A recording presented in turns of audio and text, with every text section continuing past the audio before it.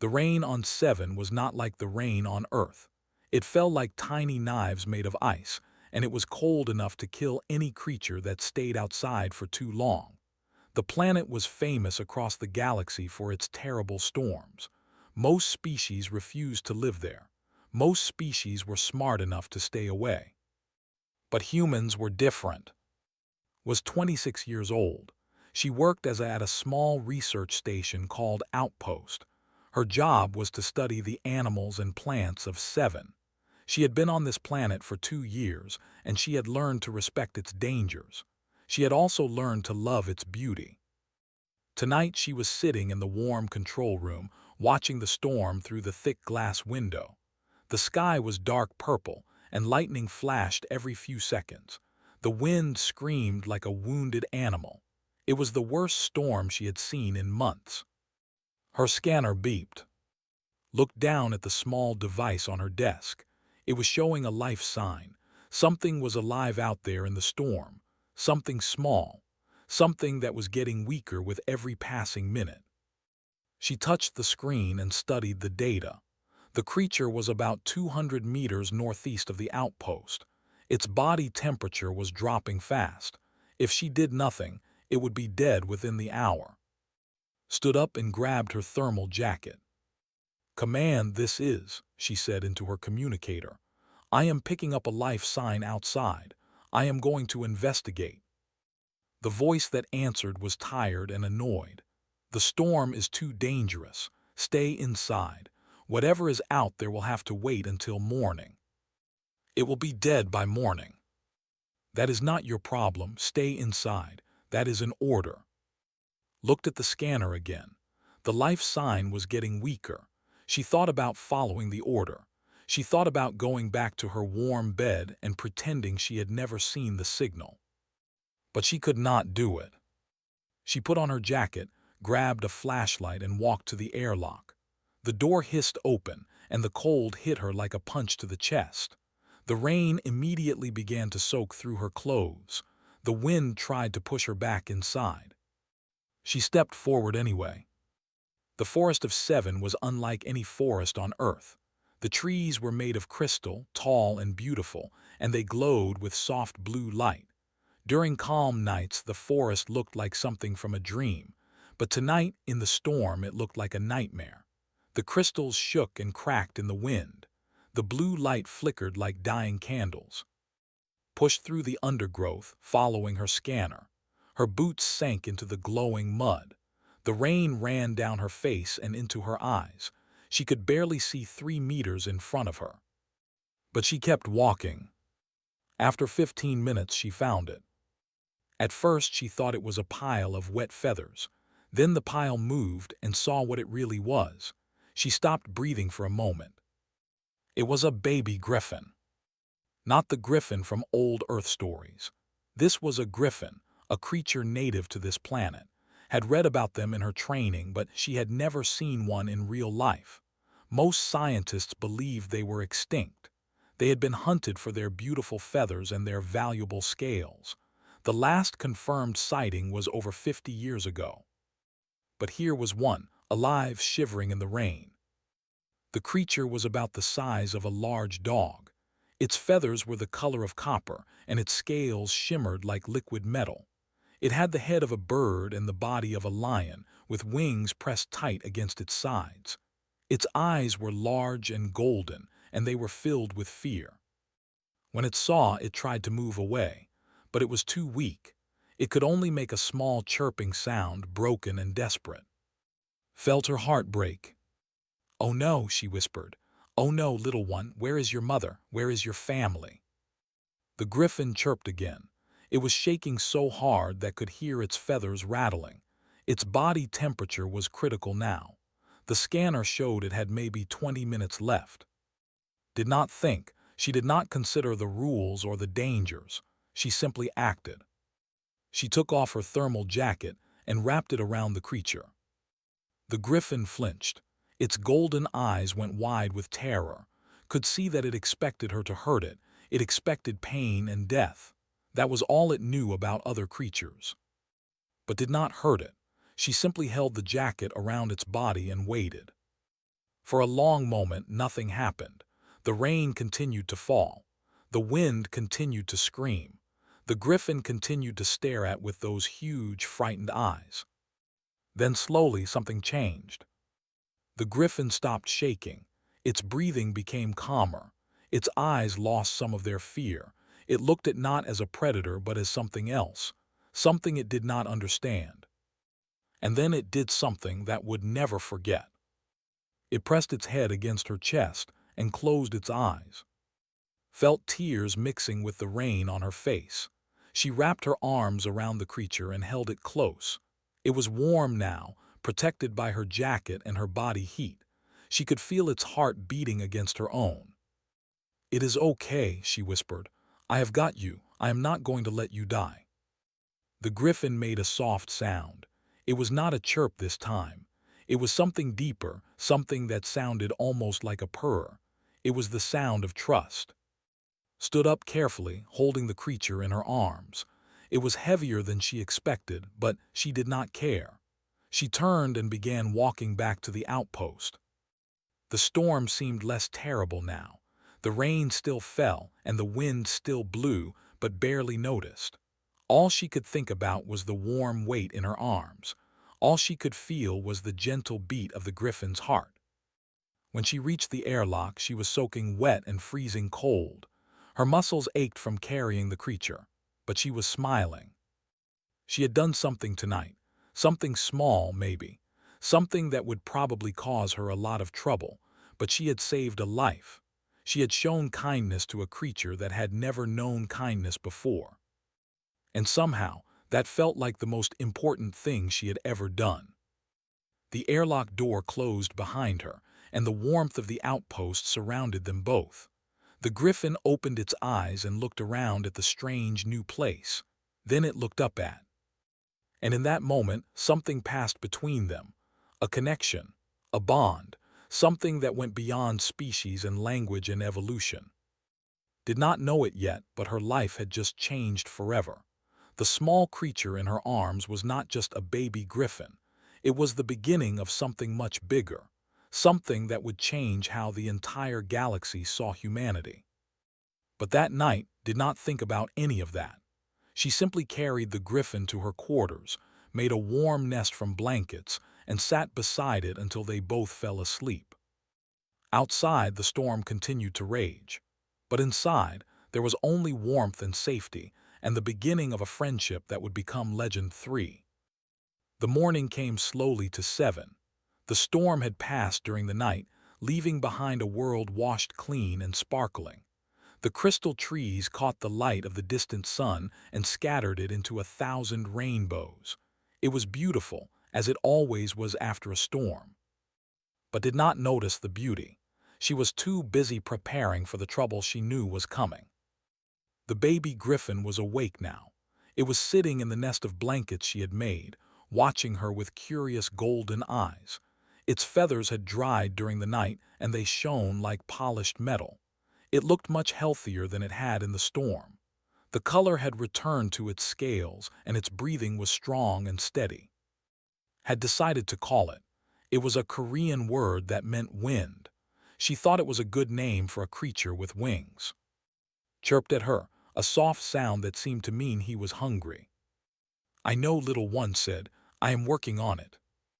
She had spent the last hour searching through the station's food supplies, trying to find something that a baby griffin might eat. The creature was clearly a predator, so she had found some preserved meat from the storage. She cut it into small pieces and brought it to. The griffin sniffed the meat carefully. Then it grabbed a piece with its beak and swallowed it whole.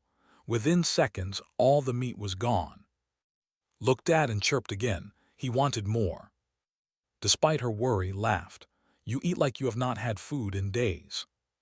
She was probably right about that. Baby griffins needed their parents to hunt for them. If was alone, he had probably been starving for a long time. The door to her quarters suddenly opened. Director stood in the doorway. He was a tall man in his 50s, with gray hair and a face that showed years of hard work and difficult decisions. He had been running Outpost for over a decade, and he had seen many strange things in that time. But he had never seen anything like this. "So it is true," he said quietly. "You brought a griffin into the station." Stood up and faced him. "Yes, Director, I did." Walked into the room and looked at. The griffin looked back at him with calm eyes. It did not seem afraid. It seemed to understand that trusted this man, so it would trust him too. "Do you have any idea how dangerous these creatures are?" asked. "The adults can destroy entire survey teams. They have killed dozens of researchers over the years." "The adults," said, "not the bobbies, and this one was dying. What was I supposed to do, leave it out there to freeze?" "Yes, that is exactly what you were supposed to do." His voice was hard, but his eyes were troubled. "The rules exist for a reason. We do not interfere with the local wildlife. We observe and study, nothing more." Rules that were written by people who never had to watch a baby animal die in front of them. Was silent for a moment. He looked at again. The griffin had finished the meat and was now grooming its feathers, completely unconcerned by the argument happening around it. "Even if I wanted to let you keep it," said slowly, "I could not. The Galactic Union has protocols for situations like this. Any discovery of an endangered species must be reported to the Wildlife Preservation Council. They will send a team to collect the creature and take it to one of their facilities." Felt a cold fear in her chest. She had read about the council's facilities. They were clean and efficient, but they were also sterile and isolated. The creatures kept there lived their entire lives in cages, studied and monitored but never free. "You cannot let them take him," she said. "He has bonded with me. If you separate us now, it could damage him forever." Him raised an eyebrow. "You have given it a name." "It means wind." Sighed deeply. He walked to the window and looked out at the crystal forest. For a long time he did not speak, watched him, her heart pounding. Finally, he turned back to face her. "I am required to file a report about any unusual discoveries within 72 hours, he said. "That gives you 3 days. 3 days to stabilize the creature and document your interactions with it. 3 days to prove that there is scientific value in allowing you to continue." Felt hope rise in her chest. "Thank you, Director." "Do not thank me yet." His expression was serious. "If anything goes wrong, if that creature hurts anyone or causes any damage, I will have no choice but to report everything immediately. Do you understand?" "I understand." And paused at the door. "I am not doing this because I think you are right. I am doing this because I have seen how you work. You care about the creatures on this planet more than anyone else at this station. If anyone can make this work, it is you." He left and was alone with again. She sat down beside the nest and looked at the baby griffin. Had stopped grooming and was watching her with those intelligent golden eyes. He seemed to understand that something important had just happened. "We have 3 days," said softly. 3 days to show them that we can be more than just observers. 3 days to prove that humans and griffins can trust each other." Chirped and moved closer to her. He pressed his feathered head against her hand and felt that strange connection again. It was like they could understand each other without words.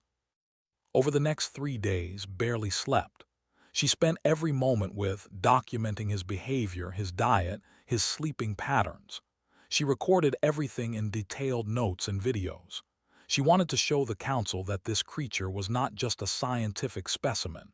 It was a thinking, feeling being that deserved respect and care.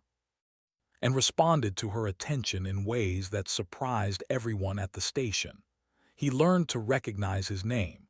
He learned to follow simple commands. He learned to trust not just but the other researchers who came to observe him. Most importantly, he learned to show affection. Whenever entered the room, would chirp happily and run to greet her. He would nuzzle against her legs like a cat or press his head into her palm. He would make soft purring sounds when she stroked his feathers. The other researchers were amazed. They had read the reports about griffins being violent and unpredictable, but this creature was gentle and curious and eager to please.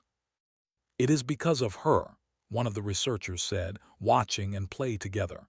"She saved his life and he knows it. She showed him kindness when he had never known kindness before. That changes a creature." By the end of the third day, had compiled a massive report. She had pages of notes, hours of video, and dozens of observations about griffin behavior that no scientist had ever recorded before. But she knew it might not be enough. The council was powerful, and they had their own ideas about how to handle endangered species. They did not believe in personal bonds or emotional connections. They believed in data and protocols and keeping things controlled. On the night before was supposed to file his report, sat beside in the darkness. The griffin was sleeping, his small body warm against her side. She could feel his heartbeat, slow and steady. "I will not let them take you," she whispered. "No matter what happens, I will find a way to keep you safe. I promise." Shifted in his sleep and made a small sound. It sounded almost like a word, almost like he was trying to say something back. Closed her eyes and held him closer. She did not know what the future would bring, but she knew one thing for certain. She would fight for this creature with everything she had. Because that was what humans did. They found things worth fighting for, and they never gave up. The sound came in the middle of the night, and it woke everyone at Outpost from their sleep. It was not thunder. It was not the wind. It was something deeper, something that shook the ground and rattled the windows. It was the sound of massive wings beating against the air. Was the first to reach the observation room. She pressed her face against the glass and looked out into the darkness. What she saw made her blood turn cold. 3 adult griffins stood outside the outpost. They were enormous. Each one was the size of a small spacecraft, with wings that stretched wide enough to block out the stars. Their feathers crackled with blue electricity, and their eyes burned like small suns. They were the most beautiful and the most terrifying things had ever seen. And they were staring directly at the outpost. The alarms began to scream. Red lights flashed throughout the station. Heard running footsteps and shouting voices as the other researchers scrambled to their emergency positions. Director appeared beside her, his face pale. "Defense systems are online," he said. "We have weapons that can drive them away, but if we fire first, we might start a fight we cannot win." "Do not fire," said quickly. "They are not here to attack." "How can you possibly know that?" "Because they are here for." Stared at her. "What?" "Think about it," said. "These creatures have not been seen in 50 years. They are extremely careful about avoiding contact with other species. But now, suddenly, 3 of them appear right outside our station. That cannot be a coincidence. They know is here. They came to find him. Or they came to kill us for taking him." Shook her head. "If they wanted to kill us, we would already be dead. Look at them. They are waiting. They want to see what we will do." Looked out the window again. The griffins had not moved. They stood like statues in the moonlight, their electric feathers glowing softly. The largest one, a female with old scars on her beak, seemed to be watching the outpost with careful attention. "What do you suggest?" asked. "Let me go out there." "Absolutely not. That is suicide." "It is our only chance." Grabbed arm and forced him to look at her. "I have spent 3 days bonding with. I have learned how griffins communicate. I think I can show them that we mean no harm, but I have to do it myself. I have to go out there. And if you are wrong, if they kill you." Smiled sadly. "Then at least we will know what they wanted." Before could argue more, turned and ran to her quarters. Was awake, standing in his nest with his wings half spread. He could sense the other griffins. He knew his kind was near. "Come on, little one," said, picking him up carefully. "It is time to meet your family." She carried to the airlock. The other researchers had gathered there, watching her with frightened eyes. None of them tried to stop her. They all knew what she was doing, and they respected her courage even if they thought she was crazy. Caught up with her just as she reached the door. "Wait." She turned to face him. "If this works," he said slowly, "it will change everything. You know that, right? It will change how the galaxy sees us, how they see humanity." "I know. Good luck." The airlock opened and stepped outside. The night air was cold and still. The three adult griffins towered over her, their massive bodies blocking the stars. Up close, they were even more impressive than she had imagined. Each feather was perfectly formed. Each scale shimmered with inner light. They were ancient and powerful and completely beyond her understanding. The largest griffin, the female with the scars, took a step forward. The ground trembled under his feet. She forced herself to stand still. She forced herself to look up into those burning eyes without flinching. "I found him in the storm," she said. Her voice was small against the silence of the night, but she spoke clearly. "He was dying. I kept him warm. I kept him safe." She held up so the adults could see him. The baby griffin chirped loudly. It was the first sound he had made since leaving the outpost. He stretched his small wings toward the adults, calling to them in a language that could not understand. The female griffin lowered her massive head. Slowly, carefully, she brought her eye level with his face. The eye was larger than its entire body. It was golden and deep and filled with an intelligence that was both ancient and alien. Saw herself reflected in that golden surface. She looked so small, so fragile, so completely insignificant compared to this magnificent creature. For a long moment, nothing happened. The female griffin simply stared at and stared back. It felt like the entire universe was holding its breath, waiting to see what would happen next. Then the griffin did something that had never seen described in any scientific report. She bowed.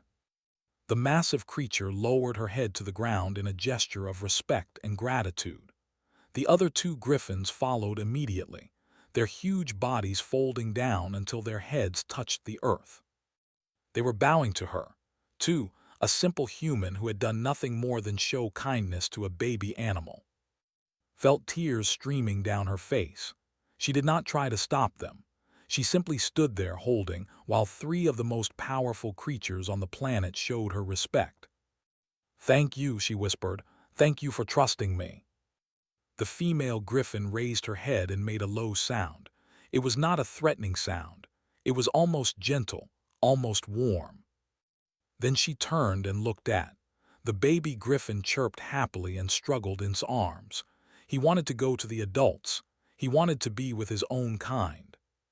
Felt her heart break a little. She had known this moment would come. She had known that belonged with the griffins, not with her, but it still hurt. It hurt more than she had expected. She sat down on the ground. The baby griffin looked up at her one last time. His golden eyes were full of something that looked almost like sadness. Then he turned and ran toward the female griffin. But he only went halfway. He stopped in the middle of the space between and the adults. He looked at the griffins. Then he looked back at. Then he sat down and refused to move. He was choosing. He was showing them that he would not leave behind. The female griffin made another sound. This one was different. It sounded almost like approval. She walked forward slowly, carefully, until she was standing directly in front of. Then she exhaled. Her breath was warm and smelled like ozone and something ancient. It washed over like a blessing, like an acceptance. And in that moment, understood. She was not losing. She was gaining something much bigger. She was becoming part of something that no human had ever been part of before. The female griffin touched her beak gently to his forehead. It was the touch, barely a brush of feathers against skin, but it meant everything. Was packed now. Behind her, she heard gasps from the researchers watching through the windows. She heard saying something in a shocked voice, but she did not turn around. She simply stood there, feeling the warmth of the griffin's blessing on her skin. The three adults stayed for another hour. They watched over and like guardians, their massive forms creating a protective circle around them. Then, as the first light of dawn appeared on the horizon, they spread their enormous wings and took to the sky. But before they left, the female griffin looked back at one more time, and could have sworn she saw the creature smile. When the griffins were gone, picked up and walked back to the outpost, the researchers parted before her, their faces showing a mixture of awe and disbelief. Was waiting for her at the door. "I think," he said slowly, "that my report to the council is going to need some major revisions." Smiled and held close. "I think you might be right about that." 3 weeks passed after the night of the griffins, and life at Outpost changed in ways that no one could have predicted. The adult griffins began visiting regularly. Every few nights, one or more of them would appear outside the station. They would bring food for fresh kills from their hunts in the mountains. They would watch through the windows, their golden eyes tracking her movements with something that looked like approval. The researchers stopped being afraid. Some of them even began to look forward to the visits. The griffins never threatened anyone. They never made aggressive moves. They simply watched and waited, as if they were testing the humans to see if they could be trusted. And then the Galactic Union arrived. The ship came without warning, dropping out of hyperspace and landing on the station's small platform. It was a sleek, official vessel, bearing the symbol of the Wildlife Preservation Council. Everyone at the outpost knew what it meant. The inspection had come. Was in her quarters with when called her to the meeting room. She picked up the growing griffin and carried him with her. He was much bigger now, almost too big to carry comfortably. His feathers had grown thicker and his wings had gotten stronger. He was becoming a magnificent creature. But when they entered the meeting room, felt her hope begin to fade. The representative from the council was a tall, thin being called. He was a species known for their cold logic and complete lack of emotion. His skin was black like polished stone, and his eyes were silver discs that showed nothing. He stood with his hands clasped behind his back, looking at and with an expression of complete indifference. "You are the human who initiated contact with the creature," said. It was not a question. "Yes," replied, "I am. Your actions were against protocol. You were supposed to observe and report, not interfere with the local wildlife. The local wildlife was dying. I saved his life." Made a small sound that might have been disapproval. "The council has reviewed director's report.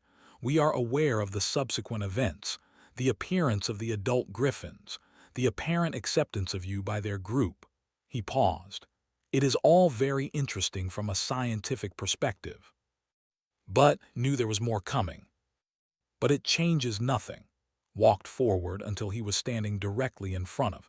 The griffin watched him with wary eyes. "This creature is the last confirmed juvenile of an endangered species. The council has decided to relocate it to a preservation facility on our. It will be studied and protected there." Protected, felt anger rising in her chest. "You mean imprisoned? You mean locked in a cage for the rest of his life while scientists poke and examine him like he is some kind of specimen?" "He is a specimen, a valuable one. He is a living being. He has thoughts and feelings and relationships. He has chosen to stay with me. He has chosen to trust me. You cannot just take him away because your protocols say so." Silver eyes flickered. "You speak as if the creature has rights. It does not. It is property of the Galactic Union by virtue of its endangered status. The law is clear." "Then the law is wrong." The room went silent, shifted uncomfortably. The other researchers looked at the floor. No one spoke that way to a council representative. No one challenged the authority of the Galactic Union. But was not finished. "Humans have made many mistakes," she said, her voice steady and clear. "We have destroyed species on our own planet. We have burned forests and poisoned oceans. We have done terrible things in the name of progress and profit. I know this. I am not proud of it." She took a step forward, holding closer to her chest. But we have also learned. We have changed. We have built sanctuaries to protect the creatures we nearly destroyed. We have brought species back from the edge of extinction through careful work and patience. We have learned that true strength is not about controlling nature, but about living with it. Said nothing, but his expression had changed slightly. He was listening. This Griffin trusts me, continued. His family trusts me. They have accepted me into their group, something that has never happened before in recorded history. If you take him away now, you will not just be breaking that trust. You will be proving that the galaxy was right to fear and distrust humans. You will be proving that we have learned nothing. And if I leave him with you, asked, what then? What can one human do for an endangered species? I can protect him. I can study him without hurting him. I can learn from him and teach others what I learn. I can help build a bridge between humans and griffins, something that could benefit both species. Paused. I can show the galaxy that humans are not just destroyers. We can be caretakers. We can be partners. We can be friends. Was silent for a long time. His silver eyes moved from Tutu and back again. The only sound in the room was the soft chirping of the griffin. Finally, the representative spoke. The council will not change its decision based on emotional arguments, he said. However, I am authorized to make certain modifications to the protocol in cases of exceptional circumstances. Held her breath. If the adult griffins truly have accepted you, that is valuable scientific data. It suggests that cooperation between humans and this species may be possible. Clasped his hands behind his back again. I will recommend to the council that the juvenile remain here under your supervision, but there will be conditions. What conditions? Regular reports to the council, full documentation of all interactions, complete transparency about your methods and results. Paused. And the understanding that this is a trial. If anything goes wrong, if the creature shows signs of distress, or if the adult griffins become aggressive, the council will intervene immediately. Nodded quickly. I understand. I accept all of those conditions. Very well. Turned to leave, then stopped at the door. One more thing, human. Yes. The council does not believe in personal bonds between species. We believe in data and evidence and protocols. His silver eyes met hers. But I have been alive for over 300 years. I have seen many things that protocols could not explain. Perhaps this is one of them. He left without another word. The room was silent for several seconds, then let out a long breath that he seemed to have been holding for the entire meeting. Well, he said, that was not what I expected. Sat down heavily, suddenly aware of how tired she was. Climbed into her lap and pressed his head against her chest, making soft purring sounds. We did it, she whispered to him. We actually did it. But she knew that this was only the beginning. She had won a battle, not the war. The council would be watching. The galaxy would be watching. Every mistake she made would be used as evidence that humans could not be trusted. She would have to be perfect. She would have to prove every single day that she deserved the trust that and his family had given her. It was an enormous responsibility. But as she looked down at the griffin in her lap, at those golden eyes filled with complete trust and love, she knew she was ready for it. She was ready to show the galaxy what humans could be. Not conquerors, not destroyers, but guardians, protectors, friends. That night, as lay in her bed with sleeping beside her, she heard the familiar sound of wings outside her window.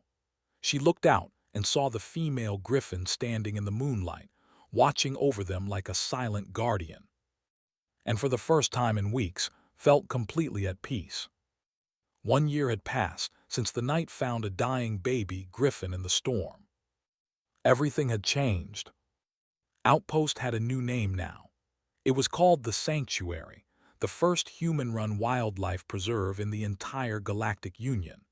What had once been a small research station with a dozen scientists was now a sprawling facility with over 100 staff members from a dozen different species. And at the center of it all was. She stood on the observation deck, watching the sun rise over the crystal forest.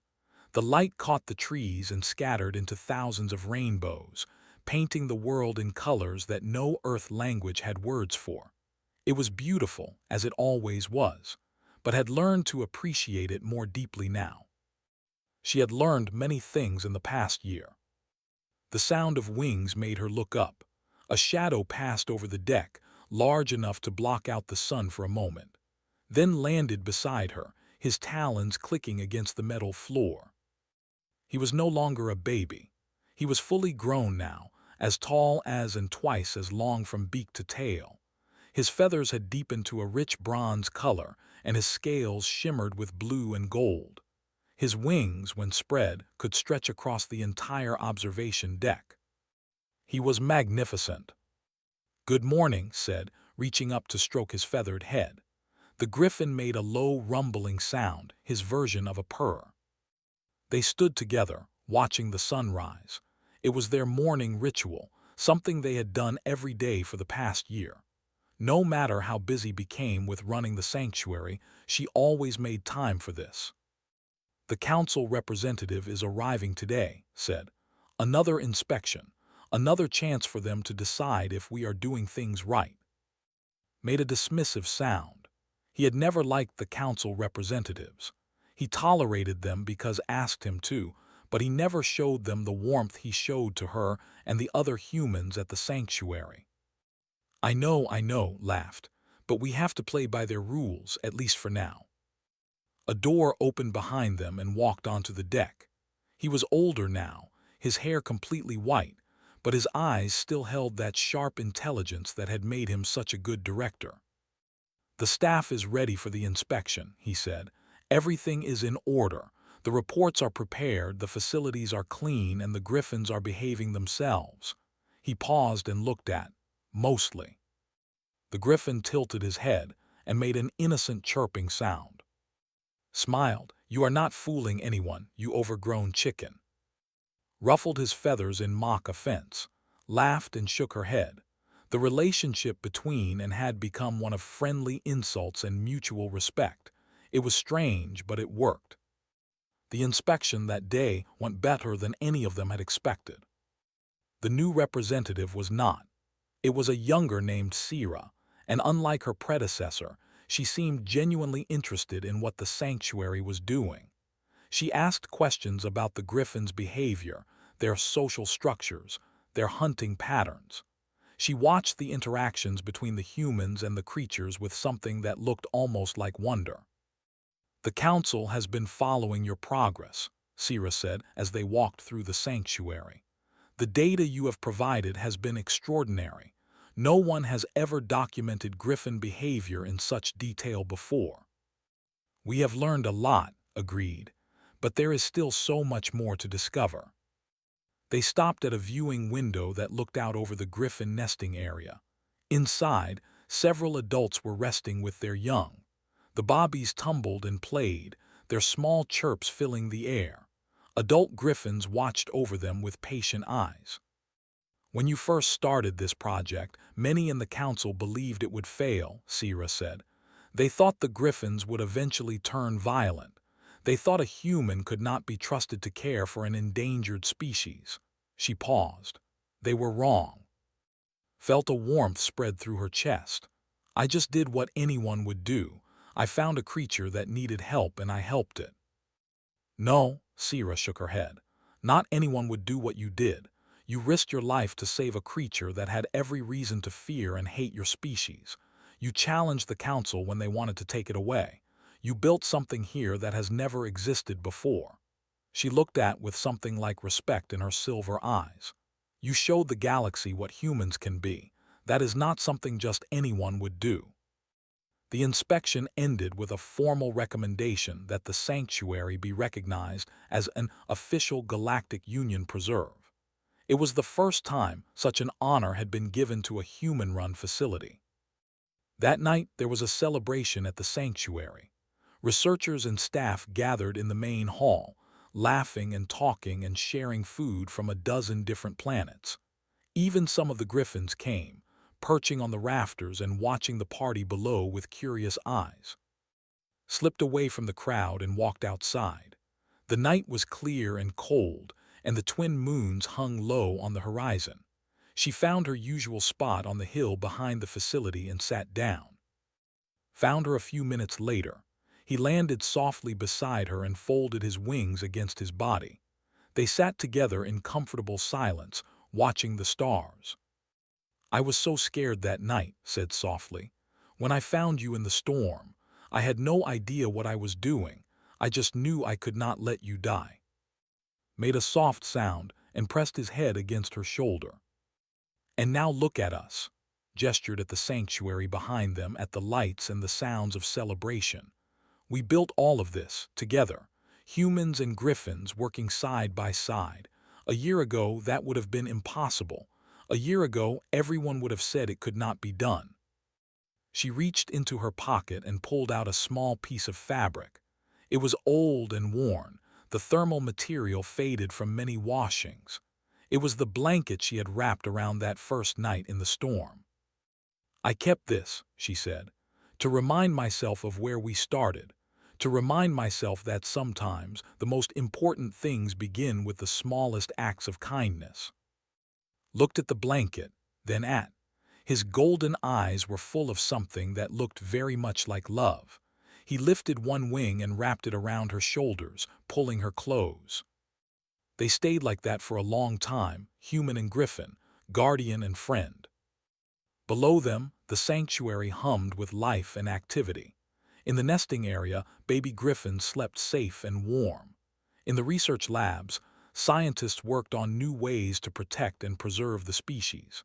In the main hall, people from across the galaxy celebrated what they had accomplished together. And somewhere out there, in the darkness beyond the stars, other humans were watching. They were seeing what had built, what she had proven. They were seeing that humanity was not just a species of destroyers and conquerors.